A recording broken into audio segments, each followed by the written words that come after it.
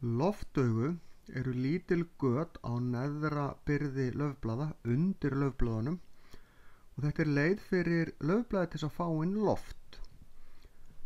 Plöntur stunda ljóstillífun, þær búa til sykur og súrefni úr koltvíoxíði og sem þær fá úr andrúmsloftinu innum loftaugun og síðan vatni. Búa til sykur og súrefni sem ég sagði og losa sig svo við súrefnið út þessi loftaugu. Þessi loftaugu er undir laufblaðunum. Þetta er í raun lítil göt. Þau eru svo lítil að það eru bara 2 frumur sem mynda þau. Og þetta er svona, þetta eru kallaðar varafrumur. Þegar þær eru þurrar þá er gatið eiginlega lokað. En þegar þær eru með meira vatni í sér þá bungaðar svona út og þá opnast loftaugað, bæði stækkar þetta. En þetta er þegar þeir eru fullar af vatni.